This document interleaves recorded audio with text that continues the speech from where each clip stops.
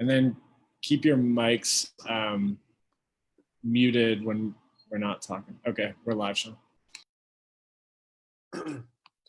Peace, everybody. This is Shaun from Babytown Production. We are arts, activism, music, clothing, all of those good things, production company. And we're working with Soul Stories Denver. Got my man Danny. And we have some amazing guests. We got Paul Clifton. We got Peter Lubembela. We got Heaven-Leigh Howard in the building, you know what I'm saying? So we got some really dope and talented, inspirational people. And what I love about this particular dialogue is all of us come from, I almost feel like it's a forgotten neighborhood, you know? We're from the Bell side, the Bellows, and I think we got some of the most talent, and at the same time, we need a lot of love in ways that only the Montbello people know. So they're gonna help us understand like what does it mean to be Black within the Montbello community, and also how we're gonna facilitate some changes. So before we get into any dialogue, I want to preface everything and say that there might be some moments that are uncomfortable for people to process, and it's okay. You know, this isn't about being perfect. It's not being a shame story, but we are going to talk about our truths. We are going to lead with our hearts, and that takes a lot of vulnerability to do and speak upon, and it also takes a lot of vulnerability and courage to listen, and listen with some intent. So that being said, we're going to start this thing off with a meditation. The way I like to do it is I sit up straight, I put my back against whatever is behind me, whether that's the chair, the wall, whatever. Feel free to close your eyes if you want to. And especially everybody in Facebook Live, I want you guys to participate. So we are going to breathe in through the nose and hold that breath and release through the mouth. We're going to breathe in through the nose. Hold it. Feel it right in your rib cage. And release through the mouth. Take note of your heart. How's it feeling? How you feeling? We're going to do one more. It's going to be a really deep breath. Breathe in through the nose as deep as you can.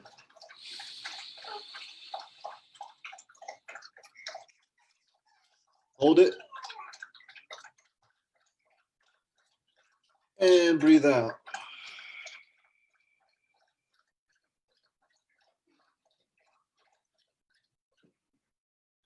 And when you are ready, you can open your eyes.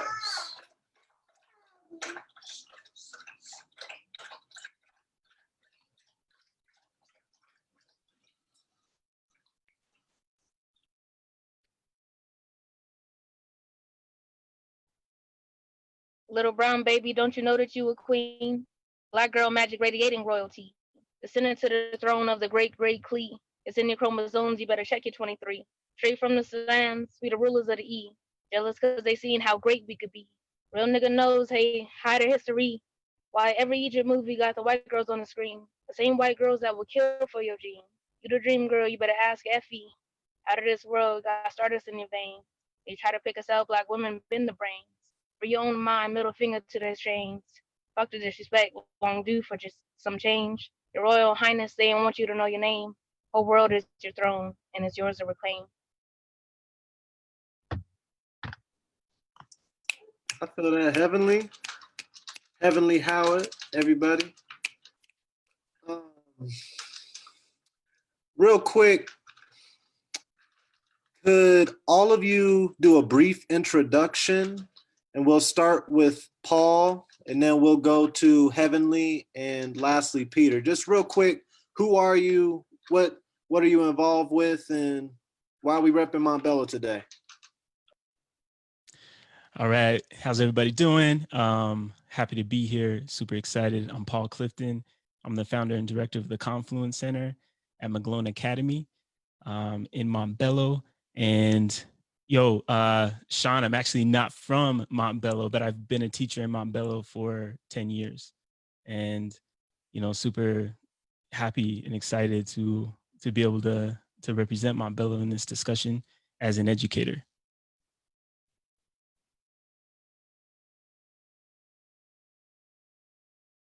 My name is Heaven-Leigh. I go by many names, though. I go by Astro, Space Cadet. You can find me. It's all in ways going to be nerdy. I am an artist. I do poetry. I have 2 books that are currently out, and I'm repping the bellows because I'm a mentor, and I'm trying to get these Black boys to see themselves. Hi, everybody. First of all, Heaven-Leigh is awesome. Me and her involved in a mentoring program together. She's just good people. First of all, my name is Peter Lubembela. I'm a senior political science major at Howard University. And the reason why I'm here today, the reason why I'm up in Montbello is because I feel like Montbello has done so much for me and my growth in terms of like leadership, in terms of just exposure to this like activism. I attribute a lot of my success to Montbello and where I am in life. And so when it's all said and done, I don't know, you back in Montbello, fighting for people in Montbello. So like Montbello's home. Yeah, that's why I'm here.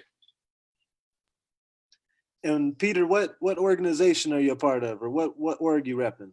Oh yeah, so in Denver right now, I'm part of like the 10 for 10 crew. So I'm the founder and president of 10 for 10. And so underneath 10 for 10, we've been doing a lot of work. The first time around, we fed 500 people. We got 150 Black men to come together to feed 500 people at the Boys and Girls Club. And now we're just organizing.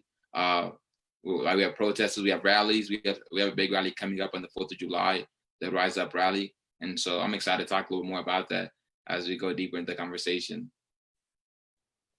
Word. Thank all of you for joining us. Paul, I got you on the Utah. I remember our little sit down. I can't remember what bar it was downtown over by California, but yeah, I remember you telling me about Utah, and it's crazy to think of how our stories just come together, when it's time. So I appreciate you doing everything that you do, especially coming from a different environment, because we all know what Montbello is, and I look forward to diving into that a little bit more. But we're going to start off with Heaven-Leigh, and I want you to tell us a little bit about your 3 different personas. Like, what is the Space Cadet? What is Astro, the Auntie? Give us a little bit more. Okay, so I am a mentor first, and I'm an auntie first, let me say that. And one of the big things I love about being an auntie is that I'm a mentor. And so I have been collecting, I guess, a little group of young Black boys that love art, and I've been trying to just push them to be the best artists they can be. So Astro, the Auntie. See, I never really was a rapper or whatever, but I had to turn my poetry into rap to try to get them to listen. And once I started to get their ear, I had their respect, and I could, get them to dive deeper into themselves. And so with all of my raps, they are always empowering, talking about Black people, Black life, Black history, and I always try my best to teach.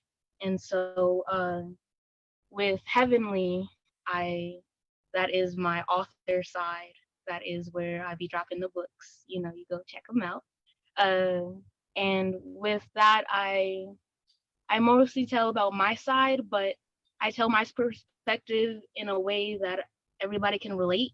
I try to tell stories that can make you think, and I tell them in a way that is going to be like there's going to be some trickery going on. So Heaven-Leigh is like the tricky author, and then you got Space Cadet, that is the abstract artist, and I hope these little events, they're always secretive.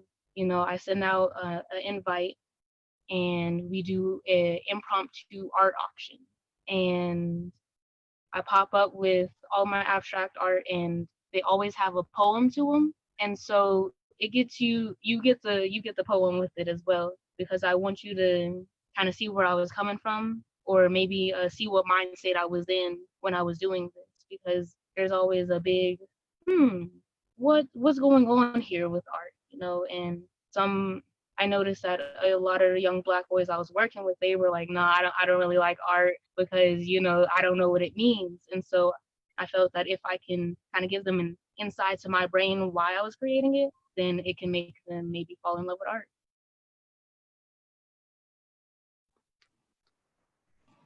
Well, I really appreciate that. And I think it's super interesting that you divide like your art into three personas. I don't think I've seen that before, which seems super unique.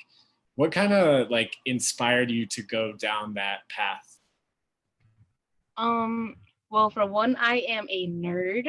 So my favorite galaxy in the universe is NGC 3621. And it's my favorite galaxy because it is so rare and so different from everything else. For one, it's a filled galaxy far away from everything. It has no central bulge, and it has 3 black holes in the center of it. And so I kind of thought of myself as NGC 3621. I'm different. I'm in a field that's I made my own, and I got these 3 things inside of me. So I feel like with it all together, I'm heavenly. But if you separate them, then you can get different audiences, and I feel like I can reach people in different ways. If you're just heavenly that's doing painting, then they're like, oh. But if you're a heavenly astro in space cadet, they're like, oh, okay, that's pretty interesting. I see you.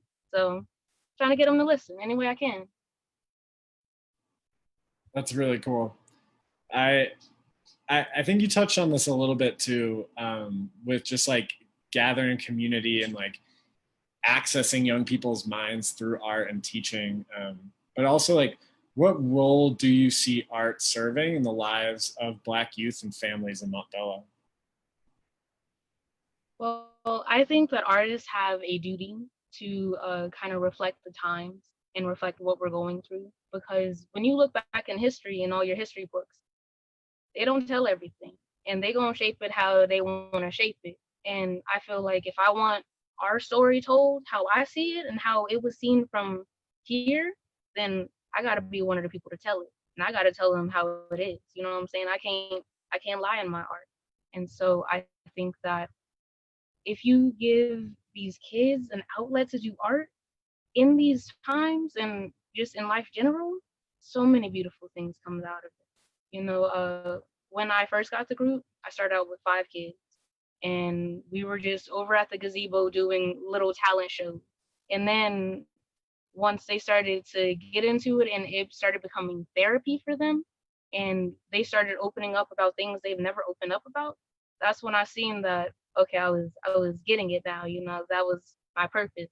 You know, I have a purpose as an artist and as a mentor, you know, to help these young boys see themselves through their art and through my art as well, because I want them to see that there is no barrier between me and them.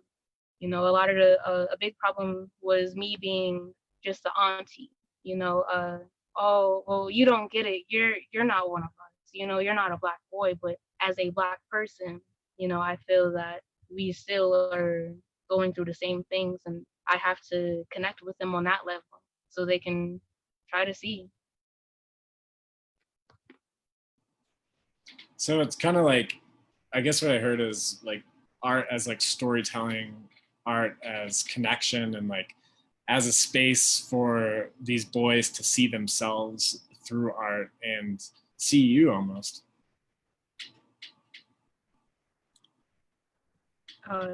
Yes. And one of my big missions is for their art to reflect everything they see. And I want them to just be open and honest and get to have a space to get it all out. You know, Peter, you may know this a lot more because we worked with some of the troubled kids and trying to mentor them, and they hold so much in. And seeing that I gotta give them a space to get it out. I love that, Heaven-Leigh. And when it comes to that outlet, I know a lot of times, I'll say this as an artist, but a lot of times it's hard to find balance when it comes to having an outlet and outlets when we're faced with difficult situations. And we don't know how many artists or potential artists that we're missing if we don't recognize their talents. And I want to transition to Paul because I know a lot of the work that you do involves mentoring and at the same time helping young people recognize their talents when it comes to digital media and learning how to play with them as it relates to technology and video games. So Paul, I'm wondering, how do you as an educator feel that education needs to change to become more equitable for Black youth and families? Because I know we have a lot of technology usage, but within the Black household, that's always, it just varies on how we are able to show up in the classroom, if that makes sense. Yeah, absolutely. Like, I think there's oftentimes a myth about a gap in technology, and a lot of youth are, engaging in resistance through technology, whether it's TikTok or Instagram, and oftentimes, like, schools are seen as totally separate spaces when it comes to the way that youth communicate in school, or what's seen as appropriate ways of communication inside classrooms, where their digital life is completely separate. And I had the opportunity this summer to, engage in some artist in residency programs with local artists that, ran, dance classes. They're actually still going on, dance classes and sketching and drawing classes, and also to play video games with students. And one thing I noticed is that in those situations when youth are playing and just playing, being themselves, and they're in their element and in their own world, we can engage in some super deep conversations, and conversations that in the classroom, we put up all these walls and barriers, so that youth aren't able to fully express themselves. So I think, like, in education, like, there's ways that we can go super far right now, especially in these moments of activism and movement, right? For Black Lives Matter. Like, we talk about abolishing systems like police, but I also think that the education system needs to be shifted, and the way we needs to be repurposed. What schools and classrooms, the purpose that they serve now, needs to completely change and revolutionize. And as educators, we need to be in the lead to co-create with communities that revolution in education. So, like, for example, the classroom was never really meant to serve Black and brown bodies, Black and brown humans. It's built to produce factory workers, and we really haven't changed anything, since the Industrial Revolution. And it is essential that we make a shift in how we are educating, and what the purpose of the classroom is. And so, yeah, it just like, our classrooms need to be repurposed. We need to shift the way we teach. A lot of times, where, like, our classrooms are places where, teachers feel like they have ownership of the classroom, but students don't. And so we have a relationship there where it's, super top down. The teacher is dictating everything. The administrators are creating all of the rules, and nothing is necessarily co-created with community. And I think that has huge implications for communities like Montbello, where, educators, over several years, before we went live, we were just talking about Montbello High School, and how, it's been divided up into multiple different schools. But Montbello High School was a huge beacon for the community. It was central. You know, I hear stories like Chuck from the Montbello barbershop. He always tells the stories of lines of cars leaving Montbello to go to sporting events, you know, and like how much pride that, you know, families and the community had in Montbello High School. And when you break that down, then it's almost like we have a situation now where we can't say that community trusts what's going on in the schools or trusts DPS. There's a lot of distrust that's gone on, and you know, that's not education, that's colonization. You know, that's white supremacy, and that's school to prison pipeline, and everything that we need to change. And I believe that by creating classrooms, building like school by school, classroom by classroom, educator by educator, we can develop those conditions of actual learning, so students are able to be the true authentic selves in our classrooms. And it's not like a fantasy world where it's going to happen overnight, because like me as an educator, I grew up in a system that like was out to colonize me and turn me into a factory worker, turn me into a yes man. And I was that for a lot of into my adulthood. And now I'm able to come out of it and be able to speak up as an educator and bring about some change. But honestly, a lot of us don't even know what that, like, we don't know what freedom looks like. We've never really had it.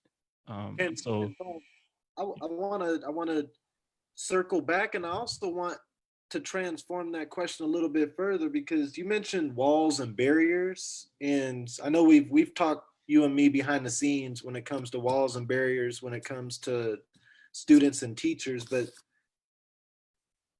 how do you think that we address the revolution of education, knowing that those walls and barriers exist? Because I feel like a lot of people don't really understand the nature of school to prison pipeline. I would love for you to touch more on school to prison pipeline, but how does that lack of a community relationship in the classroom translate to the school to prison pipeline from your experience, and how do we potentially address it? sorry, I was on mute. Still learning how to have virtual conversations. Yo, like it's so loaded. There's so much to it. I think when this current movement just you know, started building momentum, one of the first things that happened was, you know, getting you know, breaking the relationship between DPS and DPD. And like that's a huge movement, but there's more that needs to be done. There's a huge amount of trauma that our community still feels from slavery. It's generational, but also like day to day living and growing up as a Black person in America is hard. Like sometimes I get fooled. Sometimes I get fooled that it's like that I'm living in a fantasy land that racism doesn't exist, and then I walk outside the door and then something happens, right? Or I see the sign Stapleton in the apartment building across the street, and then I'm automatically triggered because Stapleton was a KKK, you know. Yeah, so like there's so much social emotional, so many social emotional needs that we need in our schools. But instead we've been given police officers or been given like institutionalized, like I think about Teach Like a Champion, for example. Like teachers, when you first get into teaching, a lot of times the first book they'll give you is Teach Like a Champion. And then you're teaching kids to sit in a certain way, to only talk at certain times. There's all these structures that you build. And those are walls that teachers are building in the classroom to prevent access from students to actually be able to express their true authentic selves and start to work through those mental issues, the trauma that we suffer from and that we're going through as a community. And so when we're not able to fully do that, like I totally, as a Black man, there's like there's moments of mental breakdowns all the time. Like when I'm like, yo, like if someone were to step to me right, like I've never gotten in a fight, right? But like if someone were to step to me right now, I would just go nuts, you know what I mean? Like, And there's all that mental anguish to navigate through. And when you're in a school and a white teacher is, telling you to sit at a slant, or telling you when you can speak in a space that is supposed to be in your community, that's triggering more and more and more trauma. And that leads to, like sometimes white teachers, they'll call the cops on the students, and DPS safety and security will come in and handle it. And then it's you automatically feel like a criminal. And as a Black male educator, seeing like, DPD come to the school, it's triggering to me, because I know that we're just babies. Like it's not that deep, but that feeds into it. Like every day, moment to moment, we hold a different standard to Black and brown students.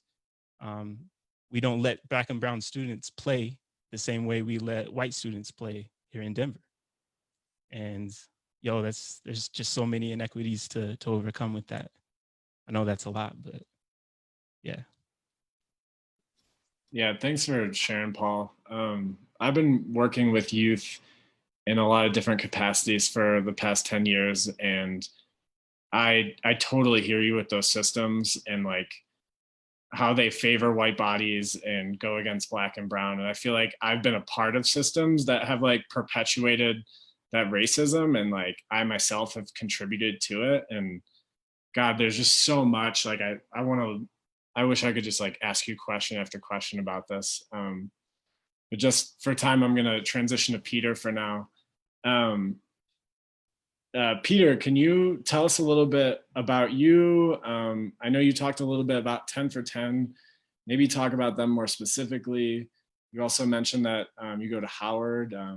Just tell us a little bit more about yourself. Okay, perfect. I just wanted to say one thing real fast, just like going off what Paul said. I think education is just crucial, especially when you look at Montbello, right? I think having like strong educators is important. And that's why I was talking to Paul about how Miss Reed is no longer at NCS anymore. She's at McGlone, and she's like in Montbello still, but it hurts to know that like NCS lost a great teacher. Where I think we need more great teachers. We need more teachers that care about students.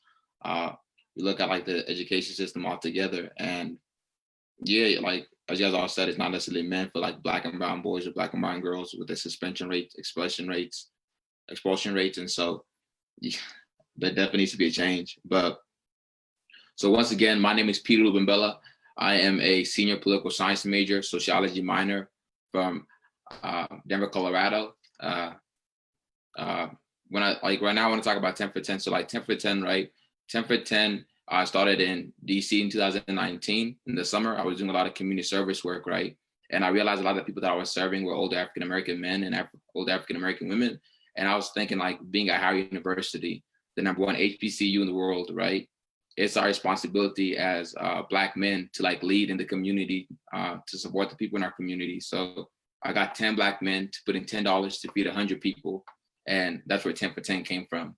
And so we took that initial idea, we brought it to Howard when the school year started, and we got 150 Black men to feed 500 people and to have conversations about manhood and the need of like mentorship between young and older men, but also just the need like for community and fellowship. And so I came back to Montbello this past winter break, right? And there was all these issues with gang violence, which is a consistent issue. But it was disheartening to hear my little brother talk about, oh, I know a kid that got shot. It was disheartening to hear my little sister talk about, oh, there was a shooting 3 blocks away from my house. And so I was thinking, okay, bet we need a space once again where Black men can like be in the community and support the youth in the community, create that space of mentorship. So we did Black Men Feed Denver. With Black Men Feed Denver, we got 160 Black men to come together to feed 500 people, and then to have the same conversations about manhood, to have conversations about how mentorship looks like and what solutions we can possibly put in play to tackle the gang violence issue, and to make sure that like the youth in our community feel supported. And now, so as we're building 10 for 10, we kind of like not banning the idea, but expanding the idea of service. And so what we do now is instead of like solely focusing on Black men and Black boys, we're trying to like create a platform where we can bring youth of all ages, youth of all creed to come together and cultivate a space where of activism. So if there's a youth activist in Colorado somewhere, we want to make sure that 10 for 10 program, we can like support them in their planning. We want to make sure we can help them with like whatever they need help with. And we also want to make sure we can like create a platform where we can empower as many youth as possible, where Heaven-Leigh does mentorship, Paul is in education. And so we want to do the same thing where we want to make sure we create a space where youth can come in and say, I want to lead and I want to address the issues in my community. And so I want like, what we want 10 for 10 to be is a space for youth activists to thrive. And so right now it's, I serve as a president, but we have a team of like highly qualified youth and just youth with a lot of experience in activism, from Elijah Wright to Sam Ufe to Nikki, we have a girl named Mariah, and to a girl named Miriam. But we have girls from like girls and guys from different like backgrounds, from people from like Afro-Latina community to people from Argentina. It's just a very diverse group because we want to make sure we are as a group are intentional and about being effective and targeting as many minorities as possible, because we understand that in order to like address the issues in our community, you have to come together and fight together. And so that's what we're trying to do with 10 for 10. Right now, one of our big events is the 4th of July Rise Up rally. And so we're trying to bring as many communities as possible once again. So we want to talk about women's rights. We want to talk about the education system, because once again, the education system isn't for Black and brown boys or Black and brown girls. We want to talk about women's rights. We want to talk about the LGBTX community. We want to talk about Native American issues. We want to talk about Black Lives Matter. We want to talk about mass incarceration. We want to talk about Elijah McClain, because at the end of the day, in order to like truly change the system that like has oppressed minorities for so long, we all have to be, all as minorities, we have to come together and become the majority and say, fuck this, dog. And like, nah, we need change. And like, we got to make sure we're intentional about being at the forefront of deciding what that change looks like. And so that's what we're trying to do on the 4th of July. So come out, it's gonna be at Manual High School. It starts at 4 o'clock. So make sure you come out and support. We have great youth speakers. We have great performers. Also just under the idea of us, all of us coming together and rallying together. So that's a little about like just one of our events coming up. Word. And Peter, I really appreciate you letting us know about your events, and I encourage everybody, if you have any events, please let us know, because right now this is transformative resistance. This is us saying we have a role that we already play every single day now, and yet it doesn't stop once we stop marching.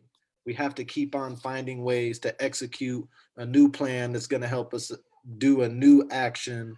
And I just love how you were just bringing up the multiple identities of people coming together, because I agree. I don't think we are minority in any way, shape, or form. I think we are a majority once we understand, hey, do you want equity for everybody? Cool, me too. You know what I mean? Like that concept is very near and dear. So I appreciate you bringing that up.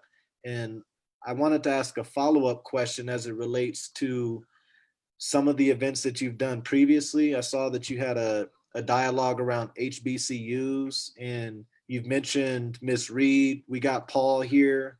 And I want to know what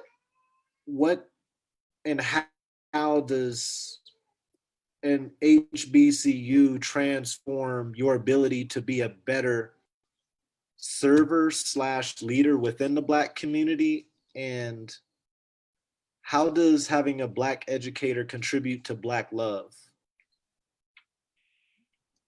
Like when I think about that question, man, I feel like I always look back at where I came from, where I'm a first generation low income student, right?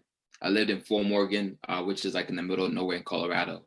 And for like so long, I was the only Black student in the whole school system, in the whole city, basically, with the exception of my brothers and sisters. And so like being there for 5 years, right? 7 years old until I was 12, like it was, since I didn't see anybody that looked like me, it was so hard like to cultivate this love for myself.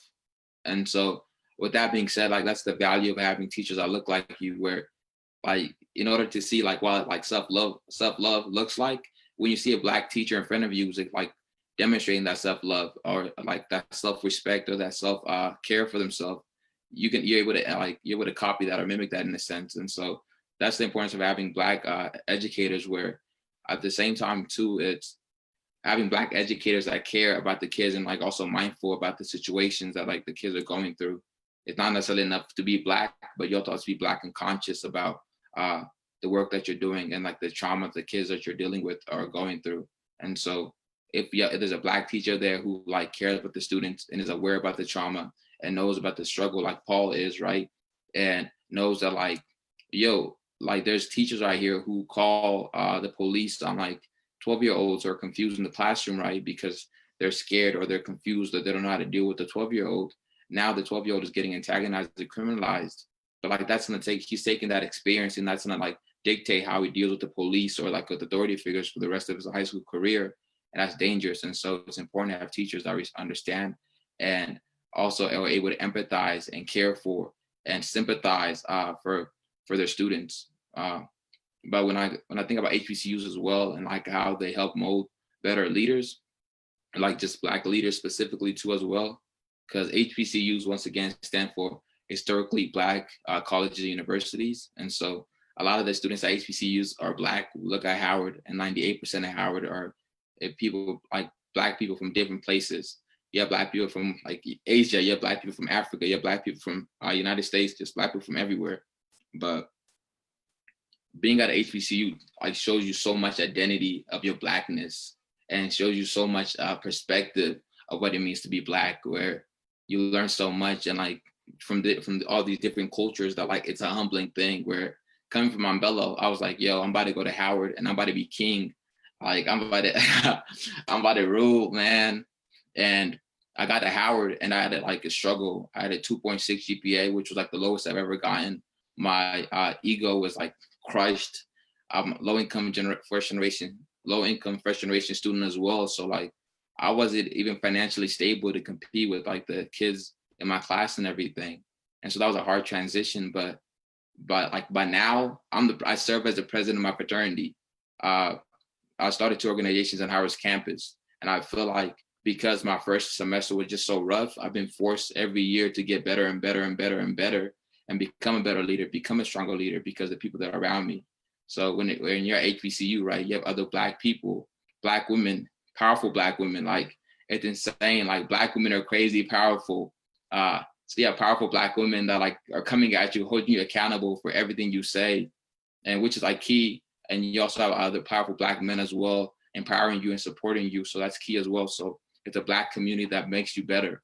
And also at the same time too, you get to embrace and love your Blackness more because everybody like around you looks like you a little. Where I interned for Senator Michael Bennet, right? And I was the only Black intern in the office. But because I came from Howard and because I was surrounded like by so many Black talents, so many Black minds that like pushed me to be better in like the Senator Michael Bennett's office, it was just a regular day. Like nothing fazed me because like I knew like the school that I went to prepared me for that situation. So now even in white spaces, I have a sense of confidence because HU, Howard is where it's at, you feel me? And so as humble as I can be, I love HBCUs because I feel like they do so much for the culture. They do so much for like Black love. They do so much for Black education. And they do so much for Black service and Black leadership. So I think HBCUs are where it's at. And I feel like the reason why we had that HBCU panel yesterday is because a lot of students in Colorado aren't aware about HBCUs. I learned about Howard my senior year. And so it was like a last minute decision. I was like, yo, there's a whole university of Black people. I got to go there. You feel me? And so with that being said, I wanted to make sure we're intentional about making sure we expose our young kids to HBCUs as much as possible. And so that's why we held the panel. And pretty soon we're going to do an HBCU versus PWI panel. And we're going to talk about like graduate opportunities. So how does that look like when you graduate from HBCU? Will you be able to get a job? Or even in comparison to the undergraduate experience, how are they different? I see a lot of my friends go to CSU, CU Boulder. So we want to like kind of bridge that relationship a little, have people from HBCUs, have people from PWIs coming together and talking about their experience and making sure we expose as many of our students to like other opportunities and other schools besides the ones that are there in Colorado alone. Yeah. I feel that 1,000%. You know, my dad, he actually went to Grambling for most of his collegiate experience, and it was there that, you know, he learned a sense of who he is. And I think Colorado, it can give us parts, but we can also feel as if we're on an island because there's not necessarily an HBCU here. I think it would be dope if at some point we could learn what does it mean to build something like that. You know, what does it take to really educate young Black and brown people so that they take education serious, and what does it mean to educate our instructors and administrators on loving Black children, because I feel like that's a undervalued system in so many ways. So I was gonna say one thing, dog. In terms of like just the building, I apologize. I want to give a big shout out to Brandon Pryor and like what is it, Gabe Lindsay, because I feel like in terms of HBCUs, like they're in the process of creating their own one here in Montbello too as well. And so we're talking about that exposure, and they're like underground fighting and making sure there's a physical space that represents HBCUs and also empowers Black women as well, because it's gonna be named after Michelle Obama. So shout out to Brandon Pryor, Gabe Lindsay. Make sure you hit them up and like just show them as much support as possible, because they're doing the work necessary to like uplift our youth. nice. And you said it was Brandon Pryor? Yeah, Brandon Pryor and Gabe Lindsay. Gabe Lindsay. You Yeah. know, Pam, once again, she wasn't able to join us due to some personal circumstances, but she actually mentioned Brandon and Gabe. So I'm glad that you brought them up. And I'm curious, because we all just share this unique space with Montbello, if maybe we could have kind of like a group dialogue. So I have a couple questions that I can use as just a takeoff point for everybody, but it doesn't matter who answers first and who answers last. I just think it would be really dope for us as Montbello folks to really engage with our own community through our experiences as individuals. So what do you guys think that we should be doing during these times for the Montbello youth, and in particular, the Black youth? I was gonna say, I think we got to create spaces for like their leadership to shine. I think there's a lot of students in Montbello. There's a lot of kids in Montbello that have so much talent. They have so many like different avenues to express their creative side, but like they have like a lot of talent. They have a lot of like skills, but there's not enough avenues for them to express that activism, those talents. And so I think it's important to create spaces like Heaven-Leigh's doing, to make sure like we're empowering our students as well, and making sure that like they're able to grow as leaders in their own right, not necessarily like forcing them into a program, but creating a program that's for them and like is intentional, or making sure it caters to them. Because a lot of times there's a lot of programs in the community where somebody had an idea and they said, my idea is dope as heck. So they marry themselves to the idea and to this program, right? And so like they take this program and like a lot of time, let's say shove it down kids' throat, and they're like, yo, accept this program, be a part of this program. But people aren't necessarily like intentional in making sure the program that they're creating isn't about them, that it's about the community, it's about the kids, and that it's about making sure that like whatever it is, it's deprived of their ego, and more about like, okay, so what do these kids need in order to feel empowered, in order to be successful?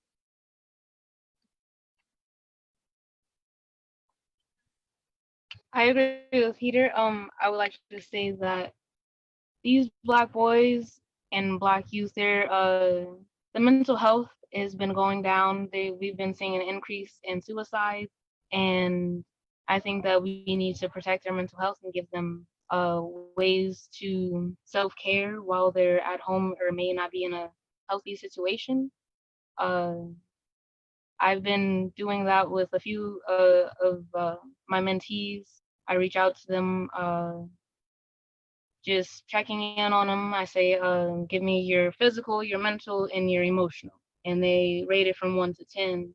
And so I can kind of get a feel of how they're doing, and then I can know how to approach it. And I've seen especially since the corona has hit, a big decline in mental health state. And I feel that the best thing that we can do for Black youth right now is to help them figure out their mind, help them have a be help them be vulnerable enough to tell you what's going on, and we have to listen. A lot of the signs for someone who's in a state where they're about to commit suicide, they are very subtle, and so you have to listen. And so I would say, for anybody that has Black youth in their life, just listen to them and love on them and tell them that they're beautiful. Yeah, I love what y'all are saying, and I definitely agree, Peter and Astro, that like spaces are really important, physical spaces, but emotional spaces as well, for youth to connect with one another and to connect with mentors in the community. So again, I work at McGlone Academy, and I'm a teacher there. I'm also the founder and director of the Confluence Center, which is a media makerspace where community uses media to tell their stories and create this media that's rooted in identity and in the community. And so what we've been doing for the past couple of years is really repurposing the media center space at McGlone Academy, and inviting community to come and organize and co-creating programming with youth. So we've developed a artist in residency program, and in this program, students really speak to what their interests are, and artists come in and co-create programming around those interests that youth have. So, for example, around about 5 years ago, I started podcasting with my students, and it was a way for me as a teacher to connect with them as students and their families, but also like a way for them to tell their stories with one another and share it with the community. And building on the success of podcasting and how it helps students, bring their true authentic selves into the classrooms and really express themselves, we partnered with YABO, Youth Empowerment Broadcasting Organization, and we built a podcasting studio. So now students can come in and have access to it and use it to tell stories. And we have youth that don't even go to McGlone that now come to the Confluence Center to organize and tell stories. They have a podcast called Billside Conversations. And, it's a super powerful space. We even brought artists in to co-create murals that go on the wall. Like the sign of the Confluence was co-created between artists and students. We have a Kendrick Lamar piece that was painted by students. We have a Latinx mural that students chose who was going to be on the mural, so to choose who was representing their community. And so doing these little projects is a great way to start. But what we're doing in the Confluence Center, like having that space there should be a space like that in every school, where students can access and really tap into their interests and have someone that's there to listen to. Like when artists are really connecting with students, it's not even necessarily about the dance class or what they're drawing or painting on the wall. It's about the connection. Like they're able to see themselves as becoming an artist, and they might have been interested in drawing at first, but they're really interested in connecting with that artist and having a conversation with them. And it's a great way to bring more multiple voices, more mentorship into our spaces as schools. And artists being from the community. Also, Shaun and I were engaged in the Montbello Power Advocates. It's a kind of a new crew that we've been organizing with, and their home is the Confluence Center. That's where we organize. There's also Creando Cambios Colorado, Colorado Changemakers Collective, which is a group of community leaders and members that are out to start their own small businesses or nonprofits. And being from, marginalized groups, not always having the tools or the connections to start our own nonprofits, we've come together to, create that education amongst ourselves. And so the Confluence Center has become a really powerful space to, organize and resist and lean on the typical way that we see education flowing in Denver, but also in our country. Just creating this like sacred space that truly belongs to the community. And we still have a lot of growing to do. And I'm just super excited to be able to connect with more folks and mobilize the power that's in Montbello to build out more spaces in more schools. I love that, Paul. And I just think back to our conversation about building an even larger community space, because y'all know I gotta perform, man. I gotta have something. I gotta flex a little bit, but I want to figure out with allies, how do we develop those spaces? Because it's one thing if we try to take this all on our own, and I think we can do a certain amount of resistance on our own, but it does take some collaboration with allies who just have fat pockets, or they have a kind heart and a willingness to open up and share. So that being said, I would love for you guys to brainstorm once again. What do you think allies can do to support Black community, especially in Montbello, but it can be Black community at large? And I'll give you a second to think about it individually, but after we answer this question, we're going to start fielding questions from Facebook Live. I feel that we need to come together first as a community before we can get the allies in. I mean, we can take their money and they can help in that regards, but as far as the movement, I've seen too many white people try to get in the front of the movement, and just to be in the front. Like, if you're not in the front to protect us, then you deserve to be in the front. You in the front for the camera. And see, that's not cool with me. I think that we need to come together. We can take your money. Yeah, go ahead and you can protect us. That's all. That's all we need from allies. We need our voices heard. That's how I feel.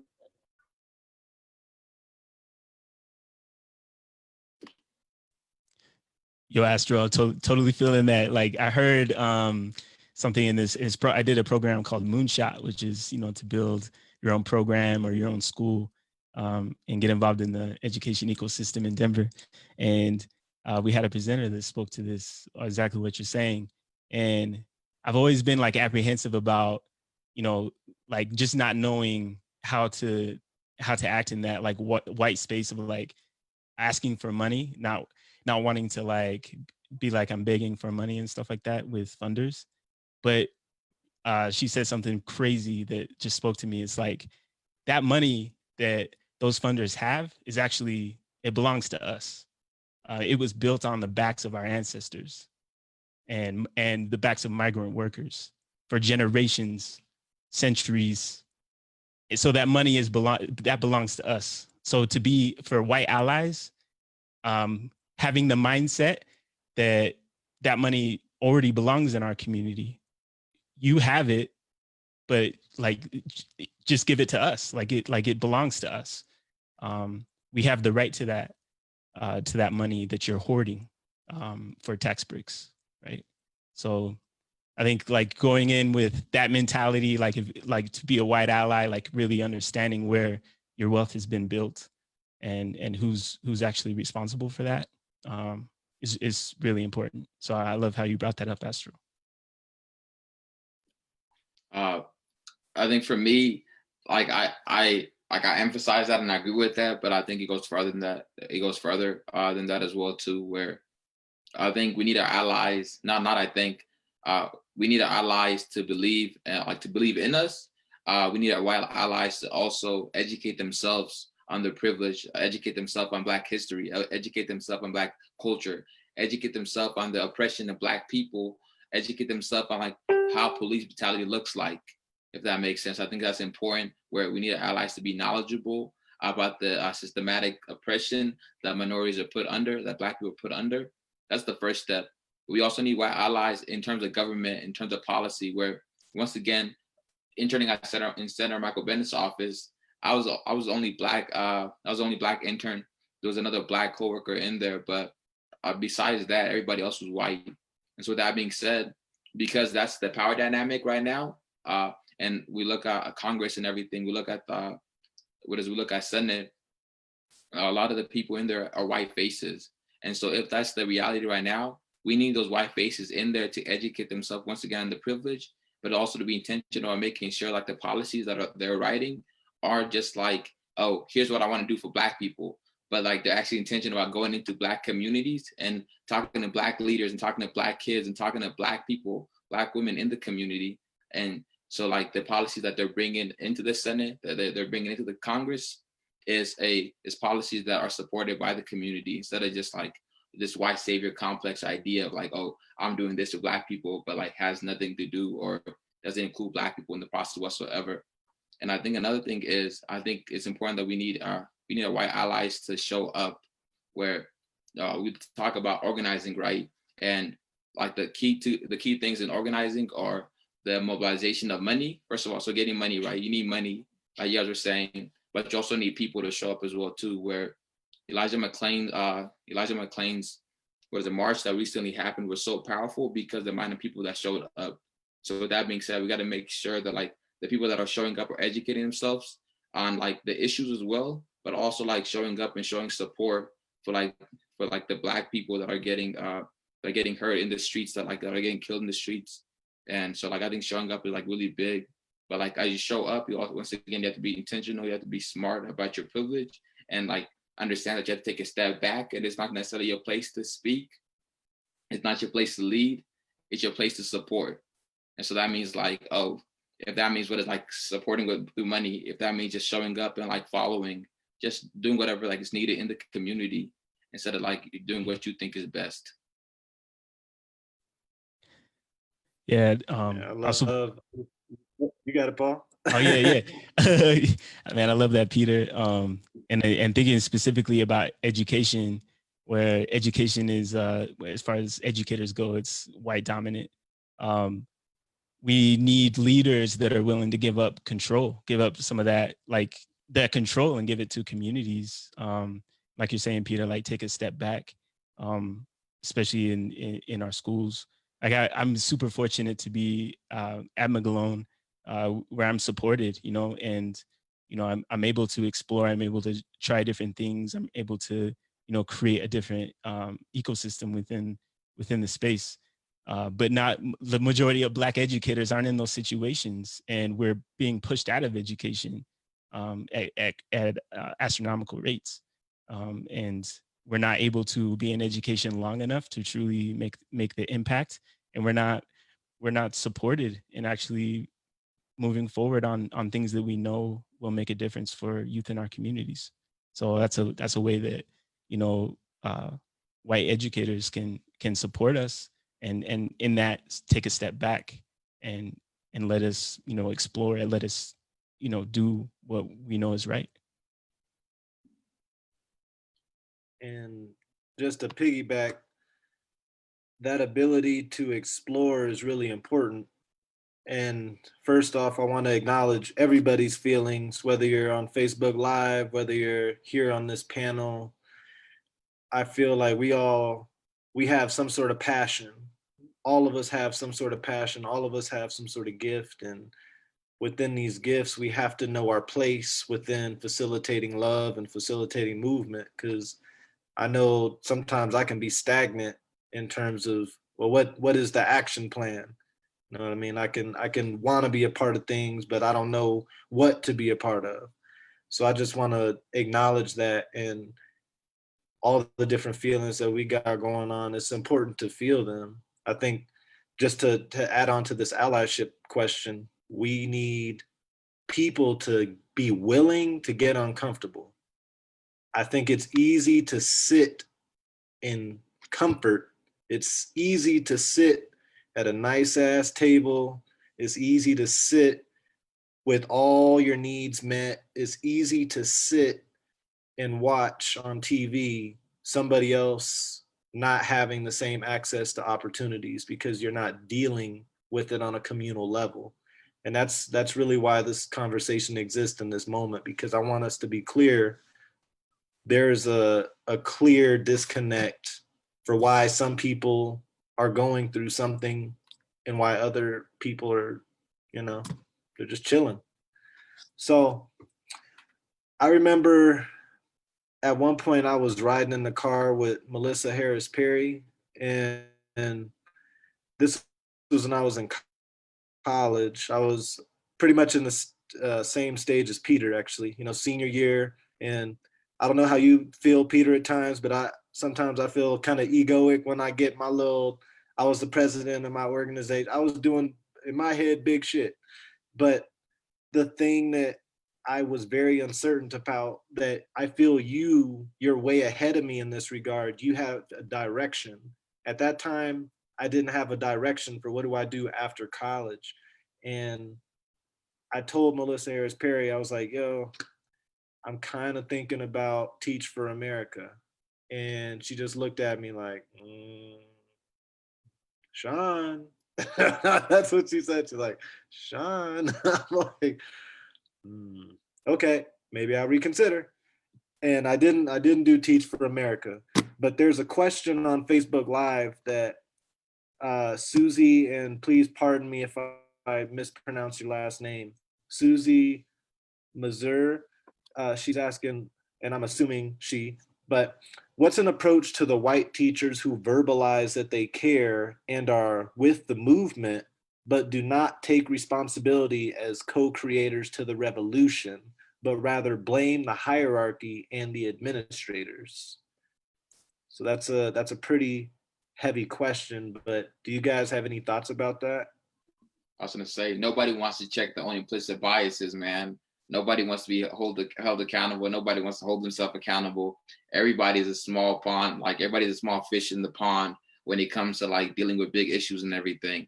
Nobody ever wants to look at themselves and say, oh, what am I doing wrong? Oh, what am I doing to like, once again, sustain the oppression that's happening like right now? I think it's so easy to say, like, let's say as a goldfish, right, to blame a shark. Like the shark is like the big bully in the water and everything. But like, I think even as a goldfish, like you have a whole like team of people, like a goldfish move like in crowds, right? Whatever. I think even as small as you can be, as small as you are, like as small as you think you are, you have power. And your power looks like you being intentional once again about educating yourself and like being in the classroom and saying, oh, I don't necessarily know the most about like African American history, but like I'm gonna try to educate myself. I'm gonna read as many books as possible. I'm gonna talk to as many people as possible to make sure that I'm teaching the best and the most concise and the most accurate history. And so I think when people start saying, oh, I don't have power, and like they start like depriving themselves of the power and saying it's the system, it's the system, it's the system, automatically like you're part of the problem. I think that's what it is, because like the system is made out of people. And so if enough people in the system start saying, oh, we don't want this to be the fact in our community, we don't want this to be true, then the system is gonna change. But if you say, oh, it's just them, it's them, it's them, it's them, it's them, but you're not doing the work to like change the system, like challenge the system, you're like, what is it? You're propelling the system and you're like projecting it to last for the next 40 years. And so for people that say it's the administrator's fault, I think you're part of the problem. So with that being said, change your paradigm and become a warrior, a fighter in the revolution for a better tomorrow. I agree. I feel like the good white teacher thing is kind of like the good cop thing. Yeah, there's cops that don't kill Black people. There are white teachers that actually like Black kids, but it's kind of their job to teach everybody, right? And it's kind of cops' jobs to protect everybody and not kill innocent people. So I feel, for one, we don't need to praise the white teachers that are for us, because it's their job to be teaching and be there for their students. One. Two, I think that we need to understand that we still need representation. Yes, those white teachers may be for us, but at the end of the day, they will never understand what we go through. I feel, give up your space for a Black teacher. We need more Black teachers. We need more Black people so we can see and we can have more Black love. Yeah, I'll speak to that as an educator. I would say I've been in situations, man, where I've had to really, sacrifice like what I truly believe to stay in the classroom and like keep a job, and when I look back on those moments, it's like that, like having to do that is what drove me to do what I do now, or like have, approach education the way I do now. But like there's like the revolution and like and revamping classrooms and schools and like really confronting admin and folks at a district level. There's that, and then folks are like automatically forced with the decision of like keeping their job and like feeding their families, and I'm respectful to that, because like but like I realize that it takes day after day after day of leaning against the system and pushing for that change. And I feel like in this movement especially, like white folks are getting more involved. My pessimistic side is like, yo, they're gonna get tired. They're gonna get tired of fighting. I'm already seeing like less social media posts and stuff like that, but like at a systemic level, like tired of pushing against the system because it's uncomfortable and not knowing what that feels like to not be the one that's liked by bosses, or like always having to put yourself out there. But like people of color, like we tend to always be in those situations. And sometimes, and I can say this, like I've played that role of like the yes man and just going along with it, in fear of like not being able to maintain a position or and things like that, like through my whole career. But getting to the point now where I'm able to be truly free in the job and like be able to follow my heart and know what's right and listen to community. It takes a long time to push and training and to like push up against the system and listening to community. And I don't think like a lot of teachers are putting themselves in that situation to do that. It's almost like a job and sometimes charity to them.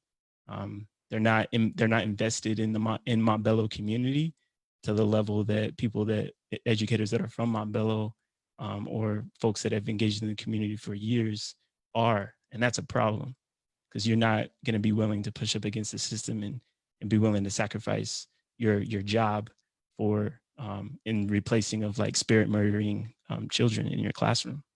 So I work with some amazing educators, at McGlone, and I see I'm anxious to see what school is going to look like and what classrooms are going to look like when we go back, because this is a time of epic change. We need to change everything, and I'm anxious to see what appetite my white educators bring to the table to make that change. Because if they're going to make any changes, now's the time.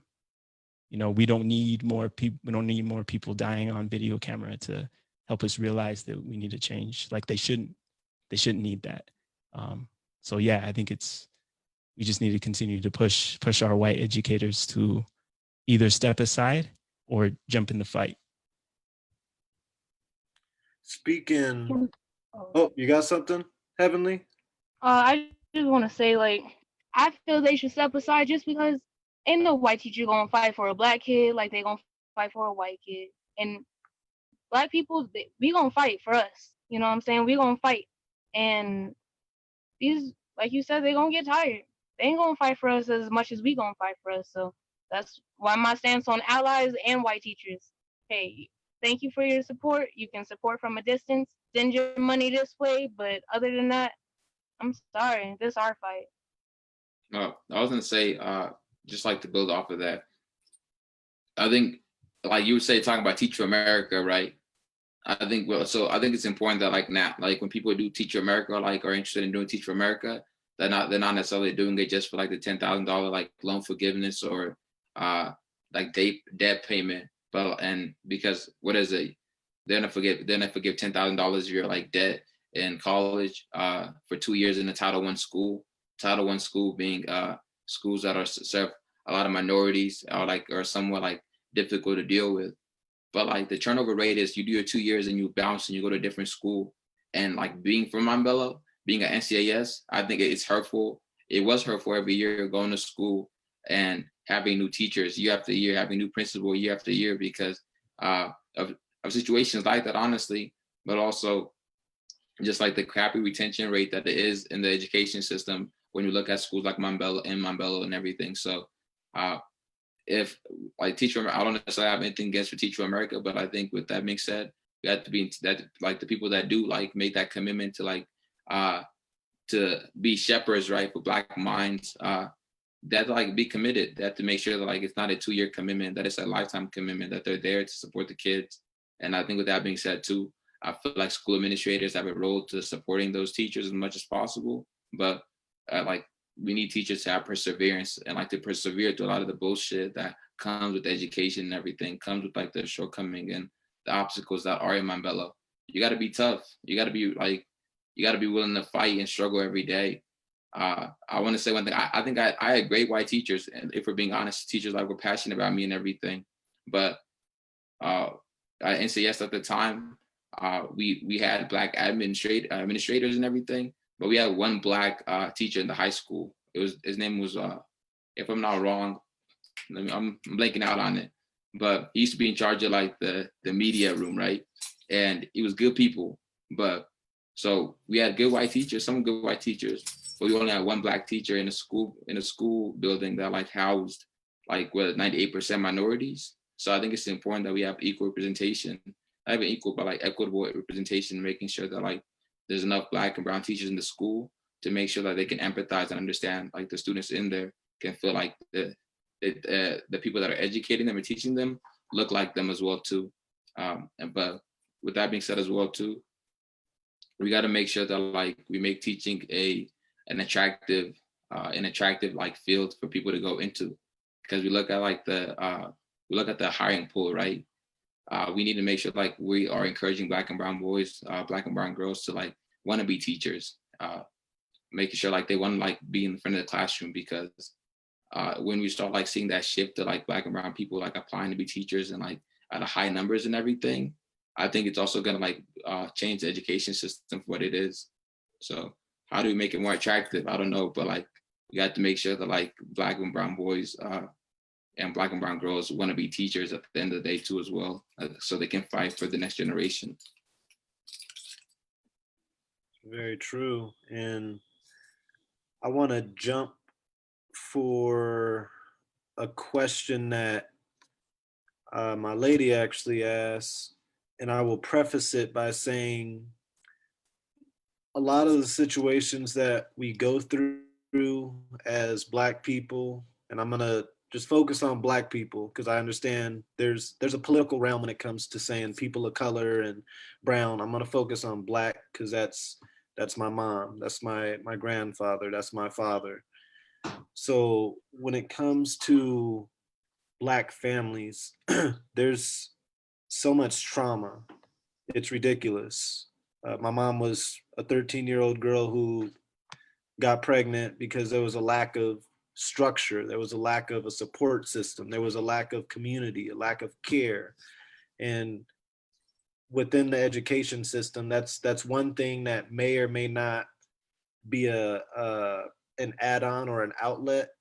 It could be something that confines some Black folks, and at the same time, I want to know what are some of the strategies that we can have when it comes to being better in the home. You know, Jamila, she brought up a very good point, and she said that her mother is her first teacher, and I feel most of us can agree that outside of the higher creator or spirituality that we all have within us, our moms are our first educators in one way or another.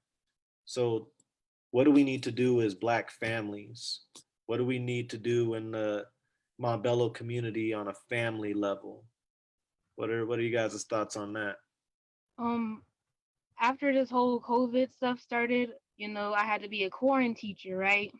And at first, I was like, okay, I got this.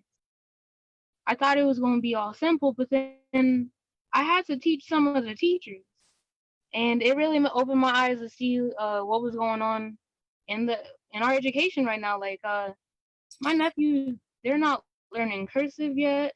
They're over here. I was so confused. And you got these teachers that they're just like, oh well, these packets are gonna work. They'll learn like that.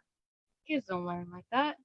So I think as in the home, we have to really pay attention to what they're learning, to what is going on YouTube and all that other stuff that these kids be on. They are seeing way too much. And I feel, and me as an auntie, I try to step in and be more for them because all the stuff I seen growing up, and I wanted to be like I didn't have that auntie figure really to be the one that's your mentor and you're like kind of that big sister, and so that's what I try to be for my boys. And so I think that we need to really get involved in their lives and what's going on with them.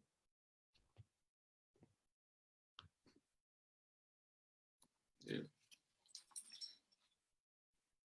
I was gonna say, just like building off the top of that, me and my little brother is right. They're 7 years old, and we have this chant. It's like, I'm black and proud and I'm a king. I'm black and proud and I'm a king. I'm black and proud and I'm a king. And like we do that chant, right? And I be feeling like so lame doing it sometimes because I'm already 21 years old, like, or my little brother is 7 years old, like screaming, I'm black and proud and I'm a king. And the reason why I do that is because I feel like we got to make sure our youth are confident in themselves and their blackness, like before they even step out the door. They like that to make sure like they're confident when they walk into like a room with a white teacher who's trying to like necessarily like teach them a false history. They have to make sure like they're able to advocate themselves. They have to make sure like when they are in the principal's office, right? And the principal's like, he did this and did this and did this and this. Like the kid has to talk back. He needs to talk back and say, no, that's not true. And make sure he's advocating for himself, making sure that he's using his voice to empower himself, because a lot of times there's a lot of false narratives put on black boys and black girls. And so we got to make sure that like our kids are strong enough to make sure that like they're creating their own narrative and that they're like challenging false narratives that are being thrown on them or being like was oppressed on them. Another thing as well is I think mentorship is important. I think we have to make sure like on top of like loving and like supporting our kids, we're mentoring them as much as possible. My dad is my biggest teacher. My mom and dad are my biggest teacher. My dad teaches me so much lessons about like whether it's like business, about whether it's about like organizing, just like his wisdom does so much for me. And so I think it's important that like us being older people in the community, I don't consider myself an elder yet, but us being like blessed people in the community, it's important that we're giving back to like the young people in the community, creating that like pipeline for them to be to empower themselves, like, and to be greater leaders as well.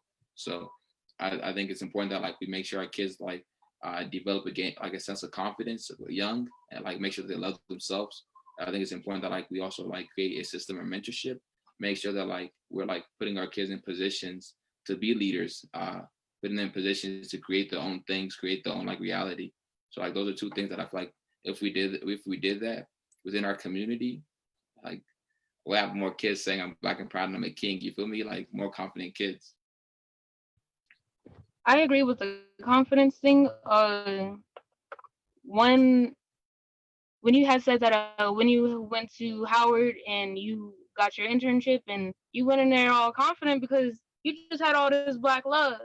I feel like if we give that black love to these young kids, especially while they're young, when my nephews come in with a haircut, oh my gosh, ooh, are you a model? Yes, King, you better work. When my niece comes in with her hair did, oh my gosh, who did your braid? Yes, come on, Queen, you gotta be extra with them. You gotta show them that love. You know what I'm saying? You gotta, ooh, yes, you gotta post up with the pictures. Ooh, yes, Queen, King. It's all about language. You know what I'm saying? Like me, you gotta give them that love because you gonna be 20, 22 years old sitting there looking in the mirror like, who is this?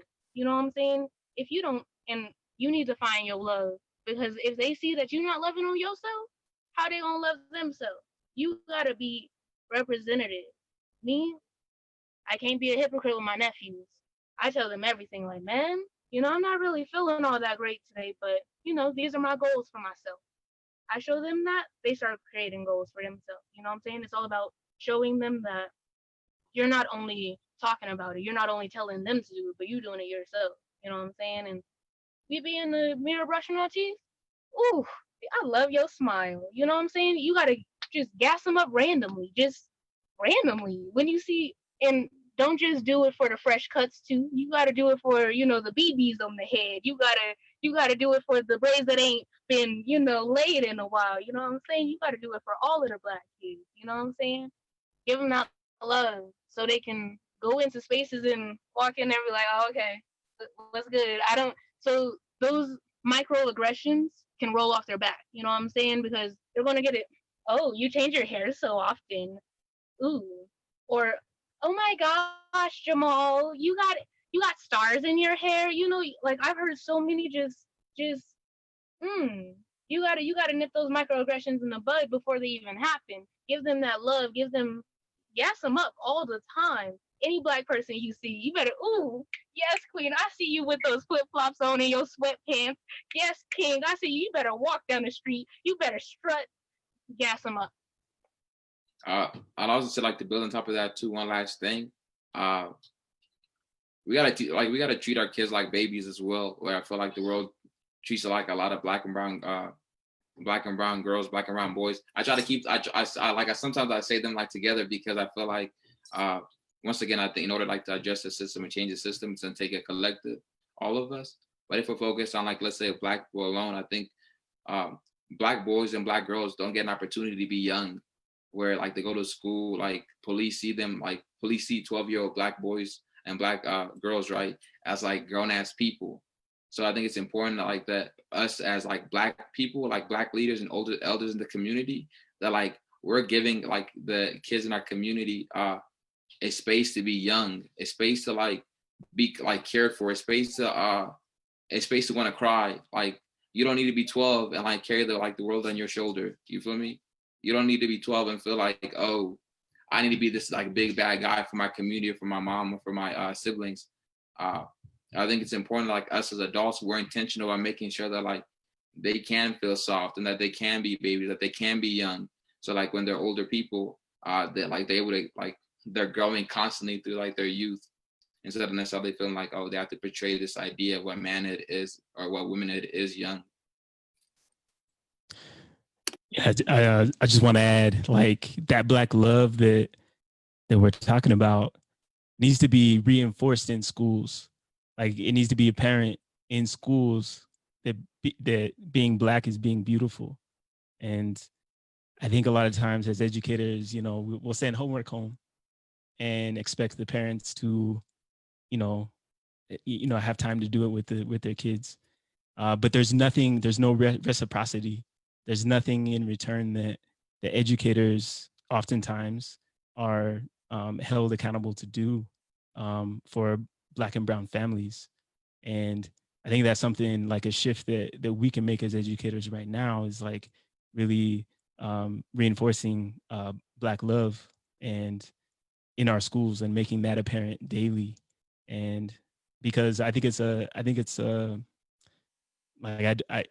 don't believe I know that we have power as black community, and it's a misconception that our families are all torn apart and like that we're not teaching our kids what that they are beautiful. And I think the issue is that there's a one of the issues is that there's a separation. Like, when you walk into the school, you're seen as someone totally different than you are at home. And as educators, we need to learn about what's happening in the community and in the homes, what kind of pedagogy is happening in the black homes, so we can bring that into the school, so that kids can feel beautiful all day. They don't have to go to school and be talked down to and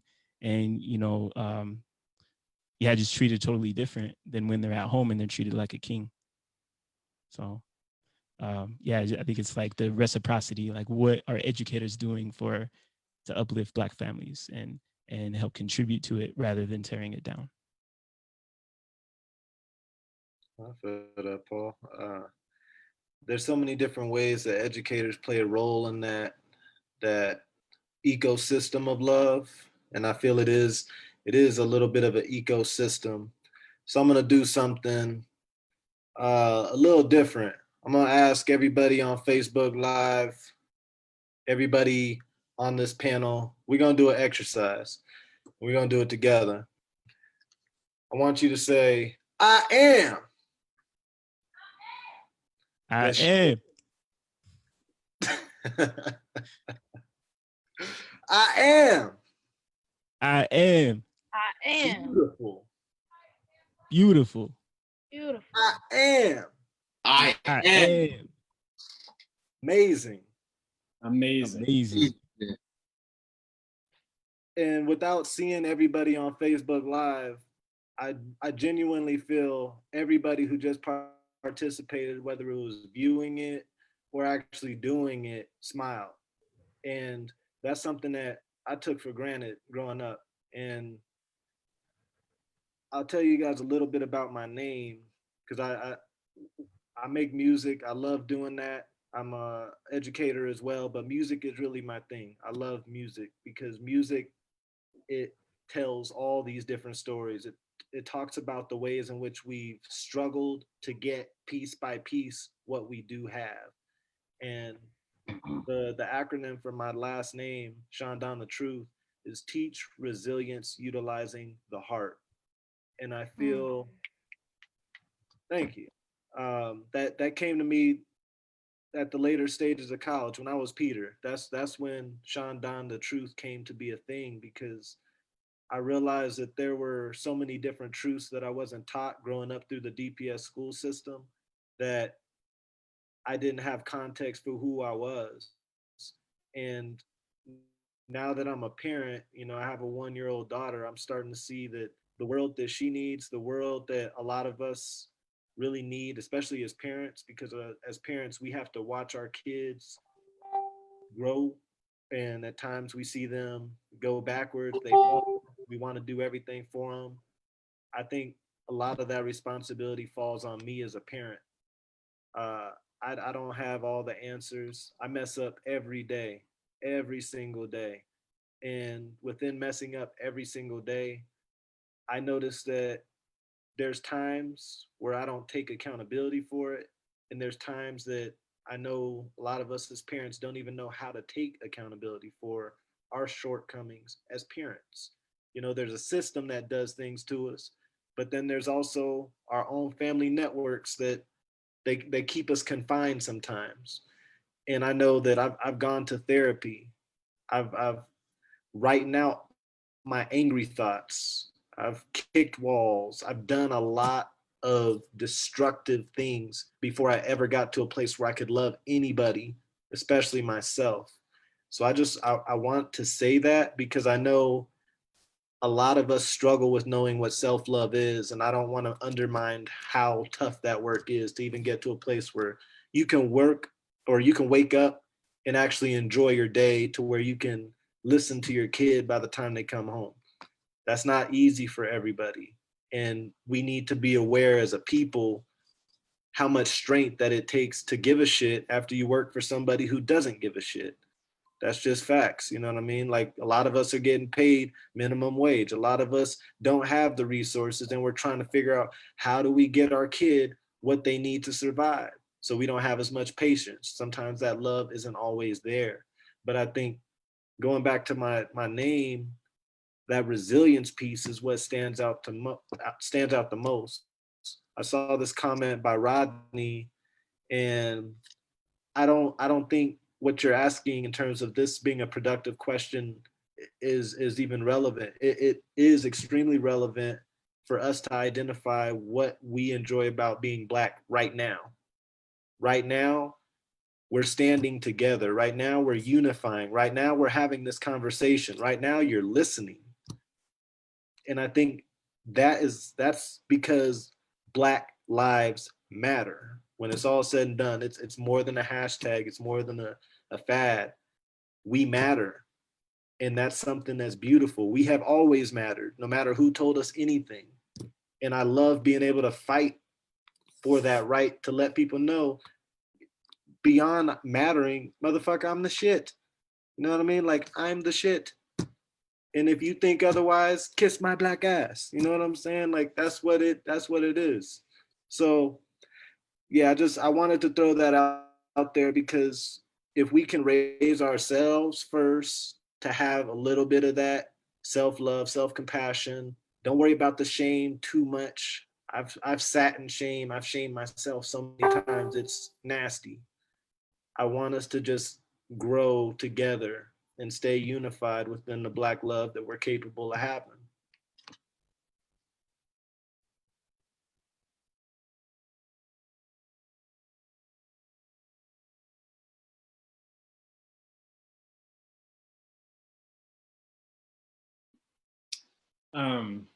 Well, I just want to like jump in and say I've just been blown away by this conversation. I think a bunch of people on Facebook have been blown away.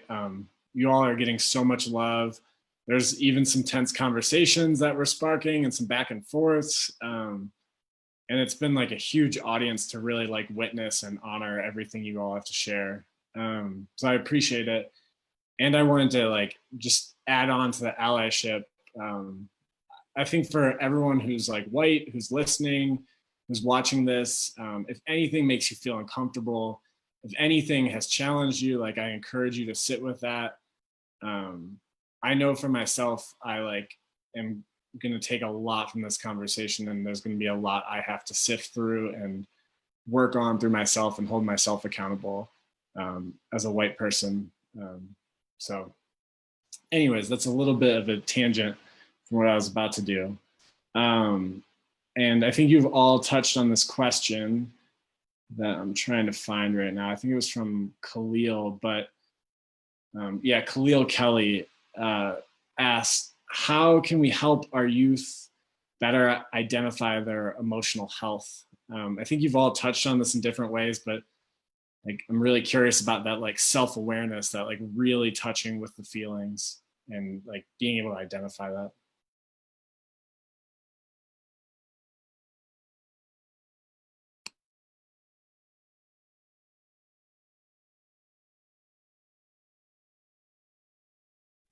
I guess I'll jump in. Me, I do a lot of introspection and reflecting when I meditate, and I I just had to start being honest with myself, start asking myself the hard questions like, why did I call their work, art, and my stuff, or my work stuff? You know what I'm saying? I had to start asking myself hard questions and noticing my behavior and noticing how I was talking to people versus talking to myself. See, I was putting myself down a lot. Oh man, you fucked up again. Oh my gosh, what are you doing? Oh god damn it. All the things you say to yourself when you're doing random stuff. You gotta really think about that. Like, hold on, wait. The stuff that you're feeding to yourself, you're like a plant, you're growing. The stuff that you're feeding to yourself on a basis, you're gonna grow with that. That's gonna be inside of you. You don't want that inside of you. And that was inside of me for so long because all around me was negative, negative, negative. So I had to be the positive. I had to be my own light. And doing a lot of introspection, I started creating these poems, the high Heaven-Leigh poems. That'll be a collection later. I'll tell you about that later. But I started just like really tackling these things within myself, and not only that, noticing that coming back to where I'm from and coming back home, started to notice how my environment was shaping how I felt about myself as well. And so I wanted to change how I felt about myself. So I started to change my environment. So that meant the people around me, and I had to start noticing what they were telling me, what was coming in from them, and then start to, distance myself from the negative and the naysayers. And then also just try to make my community more beautiful. I want to be proud of this because this is where I'm from. If I'm Montbello all day, I'm a warrior. I want to be proud of this. So I gotta have this representing, as well. And I feel that just you gotta ask yourself some tough questions. You gotta look in the mirror. You gotta make yourself uncomfortable with yourself. I do this I guess like not a little challenge, but it's a routine. Every morning I stare at myself in the mirror for 1 minute. It is awkward. It is so awkward. And at first, I'll say start for like 30 seconds. So serious, start for 30 seconds, work your way up to the minute because it is so awkward. But when you stare at yourself, it's just you and you. You gotta be honest. You know what I'm saying? You stare. You notice all the different things. You started. I want you to. What's the first thing you notice when you look in the mirror? Then I want you to notice the last thing.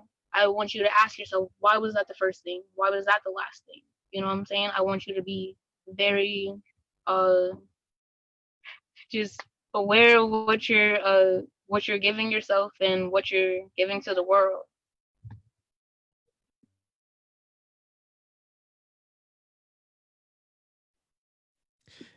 Yeah, man, I love that exercise, Astro. That's dope. I'm gonna do that. I'm gonna try that for sure. I think like when it was probably wasn't until college that I actually took a class and like meditation was even like a part of it, a part of the discussion, or like um, you know, really really going through an exercise for mental health. Like I never felt like it played a role, and that did a lot of damage. Like when we were talking about the trauma that it is to be Black in America, like in everything. Growing up in Utah, I was the only Black kid in the majority of my classes. In my elementary school, I was definitely the only one in the class, and then like when there were more Black people, being mixed, like having a white mama, um, it was like so confusing, like to know where I fit in, and there was no discussion, there was no conversation. There wasn't a teacher that I could look to and feel comfortable having a conversation with. None of them were mixed. I didn't have a Black teacher until college. You know what I'm saying? And so I think in education, it's like bringing, if you are a white educator, then maybe it looks like bringing in bringing in an artist to co-teach with you, so that kids can at least see themselves, and then also be comfortable having that conversation. So, like I think it's important to have like I totally respect like white counselors and white you know white educators in school that engage in conversations, but it does matter like what the person looks like when it comes to expressing your full self, especially when it comes to mental health issues. And so, I think we just need to surround our communities with love that is true communal love, from art, from, the mental health side, the spiritual side, like healing, bringing in healers, community healers to our schools, so that they're a part of the conversation and able to, like Astro, when you're going through that exercise, that I think about all the exercises as an adult that I've learned. There are tools in my tool belt to navigate this world as a Black man, and there are times that I can call on them. But growing up as a youth, I felt like I had nothing. I didn't know what therapy was. I didn't know that was something I could do. Feeling sad and depressed, that was like the norm, and I thought it was just normal. And so I feel like having as many conversations as we can with youth early on, by bringing in multiple diverse voices that bring different skills, different tools to the table, to help mentor our youth is key.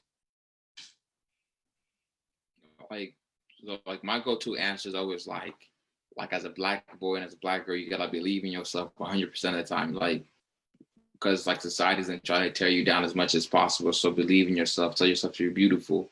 Tell yourself you're smart. Literally, like, it's a morning exercise. Wake up in the morning, like have that playing on replay, repeat every day as you walk through like society, because society doesn't necessarily share that same like message. But I think in saying so and like pushing that message out there, I feel like it kind of like takes away from the power of like the systems that are like put in place, to like target once again, to like make sure like Black and brown girl, like Black girls and Black boys don't feel beautiful, don't feel powered. And so I think with that being said, it's hard. And so like I think as youth, I think it's important that like we find mentorship, and like as older people in the community, I think it's important that we mentor the youth in our community, because they're gonna need that guidance, they're gonna need that support. I think it's not enough, like it's hard to feel beautiful when you feel like the world is like looking down upon you, or it's trying to be down on you. So I think it's important that like as adults, like we're intentional, like, and we like really like obsessed with the idea of making sure we let like we're creating these spaces once again, like to help like the mental aspect of our youth that are struggling, but also as youth too as well. Like, and I know as a youth I struggle with this too as well, but it's also like reaching out to an adult that you feel cares about you and supports you and wants to be there for you, like making that relationship. I think those relationships are going to be crucial to like the overall success of like our community, creating that bridge between young people and older people in our community, because those those young people are like going to grow older and older and older and older and play that same role for somebody else. And so yeah, believe in yourself. Yeah, you're beautiful. Yeah, like you're insanely smart. Don't let anybody like try to like tell you like you're something that you're not. Know your worth. Know who you are. But also in that process as well too, please make sure you like associate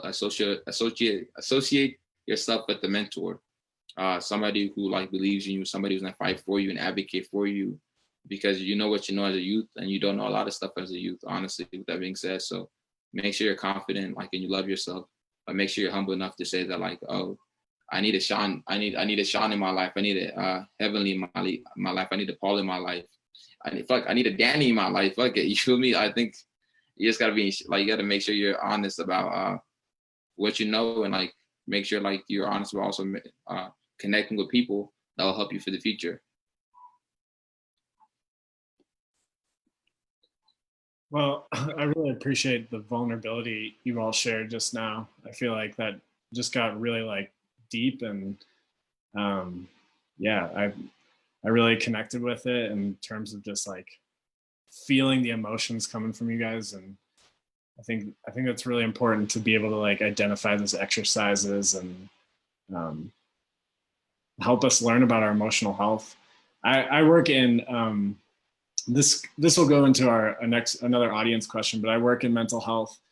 I'm at an agency that works with youth who've been through severe trauma and abuse, and I think we're wrestling right now with like, we have primarily white leadership, and how do we like, how have we failed and how have we contributed to this white supremacy, and like what do we do to contribute and become like more accountable and more equitable.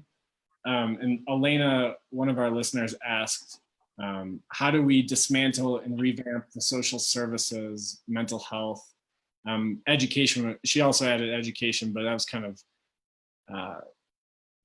kind of already talked about. So I'm curious about like social services and mental health, and if you all have any perspectives on that.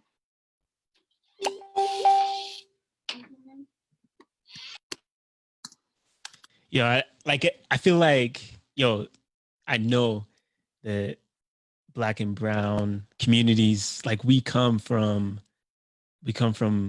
so much spirituality and healing practices, and those folks like are active in the community, like they exist. And I think a lot of times it's like this like white supremacist system. It's like, this like system that you have to go through in order to have your credentials to actually like practice and do all these things and make money. And we totally like disregard the practices that our people have been doing for generations and centuries, and like ancient practices. And like that's white supremacy there. It's like you have to jump through these hoops and do all these things, and like your language matters, like all these hoops to practice and to like make a difference in the community. And but like I would say, like in Denver, there's a healer community that's very strong. And like I I think it's just even like just tapping in and being listened to, being seen as an expert in the field, like bringing your generational knowledge to the table, being able to use that. And in our society, you're not able to, that's not something that's valued. You know, we've totally devalued that knowledge. And so now it's like the knowledge you have to like fit into the system in order to practice and make money like that. It's white supremacy.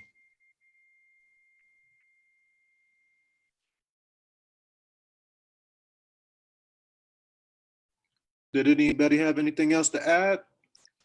Can I get the question again? Because that seemed like a lot. That was powerful. Heaven-Leigh, I think Heaven-Leigh had the answer, so Heaven-Leigh, feel free to answer, because that question. I mean, my answer is always going to be we need more Black people in those fields because representation matters. I've had a white therapist and I've had a Black therapist. Huge difference. Now, my white therapist, it was always, well, how did that make you feel? Now, with my Black therapist who came from a similar background as me, automatically oh, okay, so this was happening, so you did this. Yeah, okay, yeah, you get me. You know what I'm saying? It's very different than someone who's never gone through what you've gone through.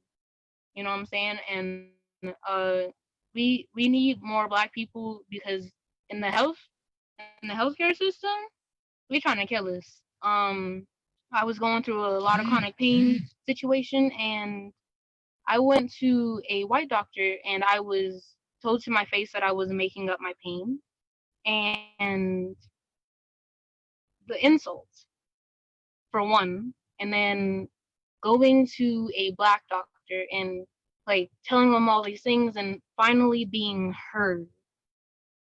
It is a big difference.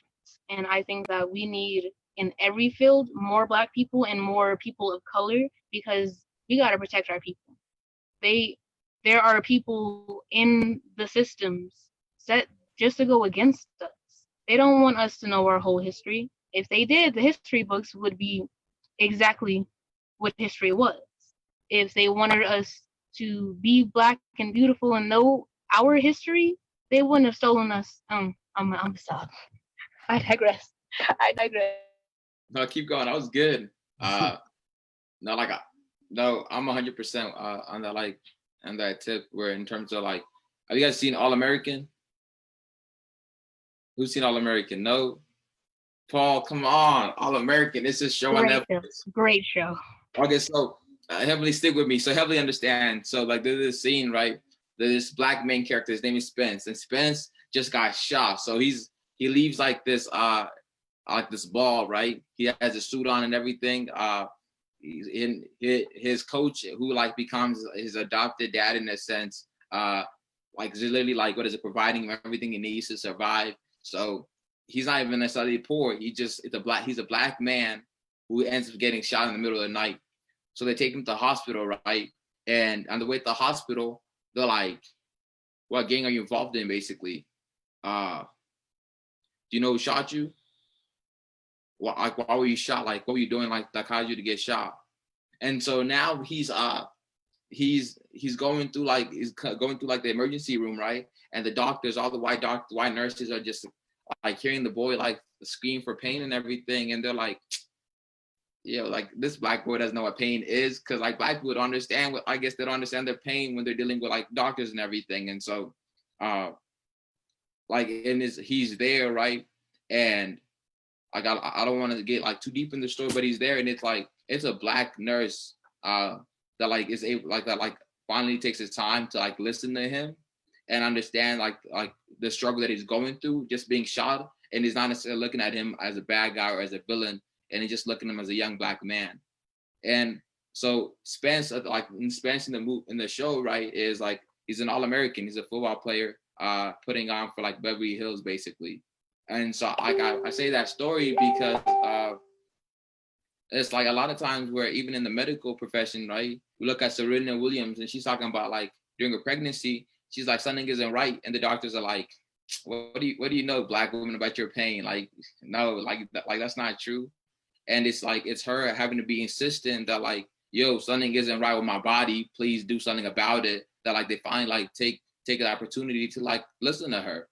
So that being said, I think it's important, once again, like I think it's important that like we have not even equal representation, I think equitable representation in the community, like in terms of like the medical field, in terms of like lawyers, in terms of every field, basically, to ensure that like there's some type of brother out there, there's some type of sister out there willing to advocate for like for another sister or brother that's down. Where my brother got sick, and the hospital really like did some foul stuff to him, and so my brother's in the process of getting healthy and everything. But my brother went into a coma for a month because of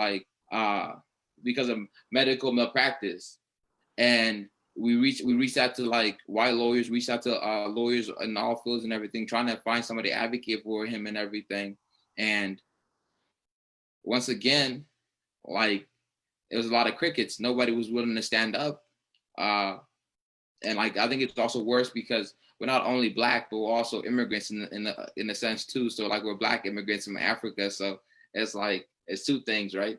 And so that being said, I think it's like, it wasn't until that we reached out to a Black lawyer, then we were like, yo, we need help with this, we need help with this, we need help with this, that we were able to get some like, make some type of like movement, or get somebody to like actually listen to like the case, and like listen to the story, listen to my brother and everything, like actually make my brother feel like he had a voice, that like his pain wasn't necessarily like his fault, and that they actually did mess up. And so basically my point is, yeah, we need more Black brothers and sisters in all these professions, social work professions, medical professions, law professions, like the prison system professions. Like, we just need more representation, because at the end of the day, like, it's in group biasy. Like, you study psychology and everything. Yeah, like there's gonna be a tendency to like to favor your own per se. And I think Black people need to be favored in a sense, because like for so long they've been marginalized for so long, that like they haven't had to advocate. So I think now it's time to like kind of like equal the playing ground, basically, by making sure we prioritize this in a sense, and like value Black lives, and putting Black people in those positions to uplift and support other Black people. I completely agree, Peter. And I wish your brother didn't have to deal with the hospital situation in the way that he and you guys collectively experience. I imagine that was it's really shitty, because it's like there's a feeling of helplessness that can contribute to our mental health and our mental well-being. So I can only imagine what you guys were really experiencing in those moments. And on that note, I really appreciate everybody on the panel for sharing your expertise, for sharing your wisdom, and to everybody on Facebook Live, especially if you've been hanging and rocking with us this whole time. You know what I mean? We got Danny on the building. I'm Shaun Don the Truth, Paul Clifton, Peter Lubembela. I feel like I keep messing your last name up, bro. Matter of fact, you're saying it right, and which is like, I thank you very much, man. I love you for it. Lubembela means think before you speak, and so I love my last name a lot. And so the fact that like you're taking the time to say it right means a lot to me. So much love to you, brother. Please keep saying it. I appreciate you. I got you with that. Lubembela. In fact, I almost want to like do a chat. I'll make a song on that one. And then we also got Heaven-Leigh Howard. You know what I mean? We just really appreciate all of you guys. So the way that we're gonna close this circle that we have created is we're gonna go through another breathing meditation, and Heaven-Leigh is gonna bless us with some more words, some more poetry, some more flowetry. And then I would like for us to talk about any potential events that we got going on. Because I know, Peter, you got an amazing event that's coming up this weekend. So I want us to be able to just share that space, but let's unload the cup. Because I know right now everybody has a full cup, whether you're at home, whether you're in the space. We've been talking about some heavy shit. So let's unload that. Let's unpack a little bit. So if you could join me, Facebook audience as well. Put your back firm against whatever you're sitting on. You can stand up if you need to. You can close your eyes if you're comfortable. And just pay attention. Pay attention to your breath. Notice your legs. Feel your heart. Let your shoulders relax. Let's do a shoulder roll. Let's roll our head to the right side. Get it to the left side. Right side. Back to the left side. One more time. Right side to the left side. And then bring your head to the center. And now we're going to take a deep breath through our nose on the count of 3. 1, 2, 3. Breathe in through the nose. Hold the breath in your stomach. Suck your belly button in. And release through the mouth. Let your shoulders sink. Let's take another deep breath through the nose. This time, hold it in your rib cage. Put your hand on your heart and breathe out through your mouth.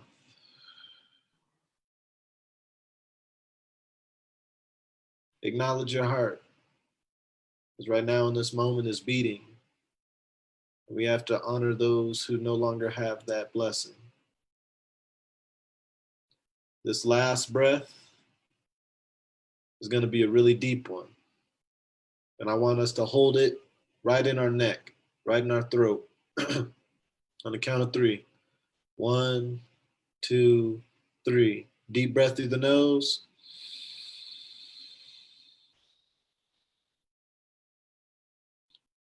Hold it right in the throat. And relax.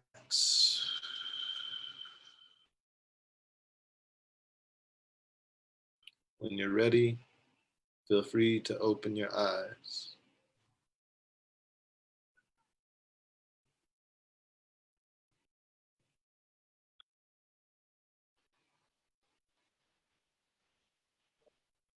My name is Elijah McLean. That's my house. I was just going home. I'm an introvert. I'm just different. That's all. I'm so sorry. I have no gun. I don't do that stuff. I don't do any fighting. Why are you attacking me? I don't even kill flies. I don't eat meat, but I don't judge people. I don't judge people who do eat meat. Forgive me. All I was trying to do was become better. I will do it. I will do anything. Sacrifice my identity. I will do it. You are all phenomenal. You are beautiful, and I love you. Try to forgive me. Dear Elijah, I love you. You are phenomenal and beautiful. Try to forgive me. I am so sorry. For you to have justice, I will do anything. Sacrifice my identity. I'll do it for you. I am trying to become better. Every time I see your smile, it ignites something inside. We will not rest until they paid for their crimes. Thank you, Heaven-Leigh. And what I'm kind of taking away from your words of wisdom is that the time to act is now. The time to listen, listening as an action is now. And what I want us to end with is if you have anything, any sort of action, anything that you got coming up, let's let everybody on Facebook Live know. And we will additionally post it on the Facebook page itself.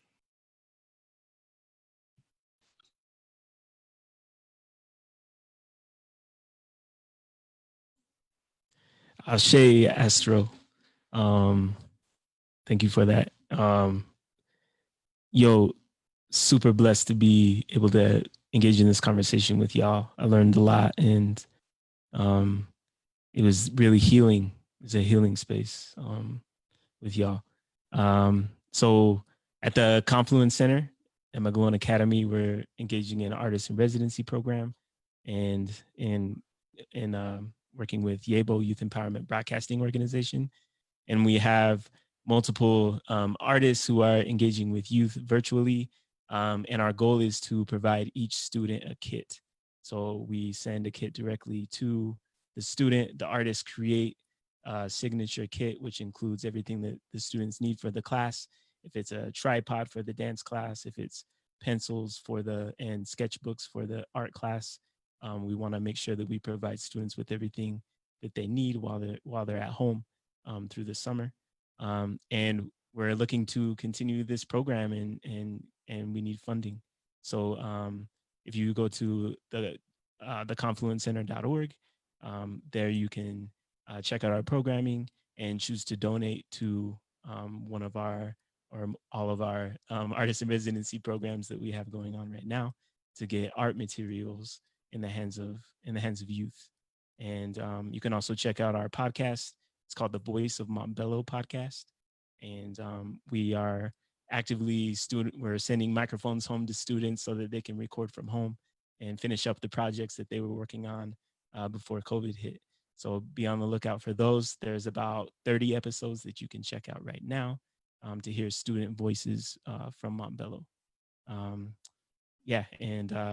Just check us out for new episodes and more artist in residency programming. Thank you very much.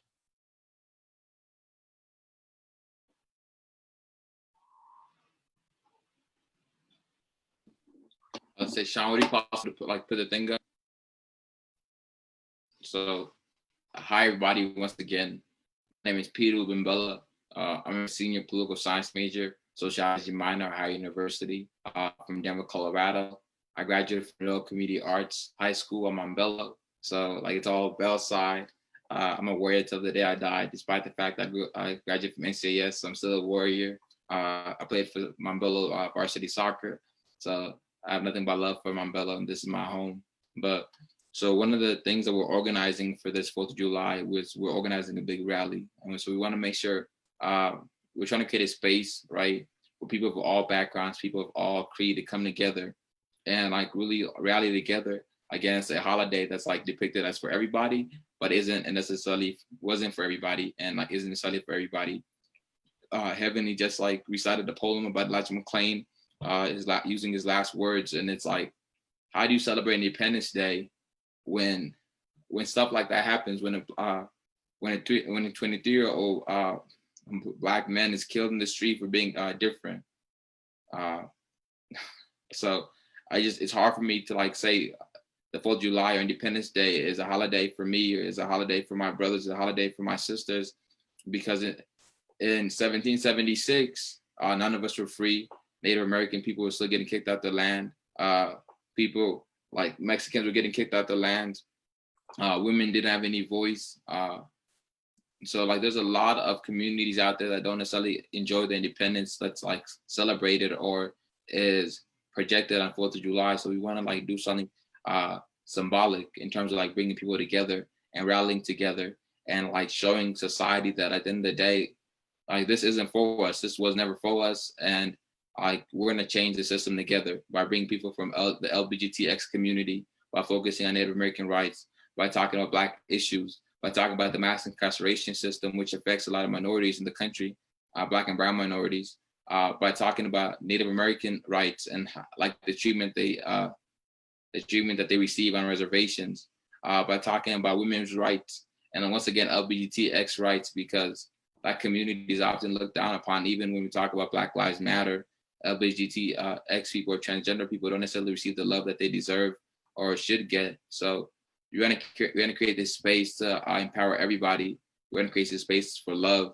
And so the event is July 4th. It's called the Rise Up for the July Rally. It starts at 5 o'clock at Emmanuel High School.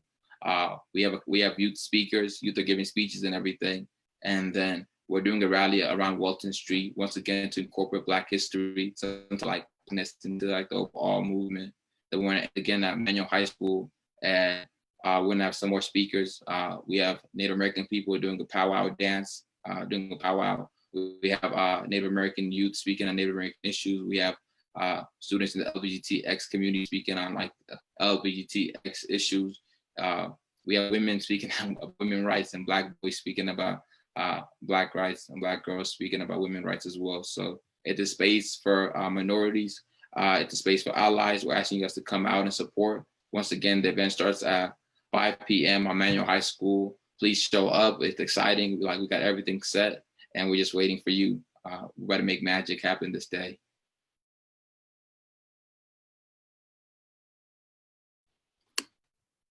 I do not have any events coming up, but I do have projects that are coming up. I do have a book dropping this month.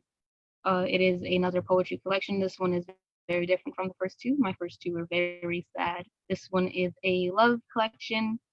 That's mostly because my next collection is all about being Black in America. So yeah, gonna give y'all a little bit of break from the sadness.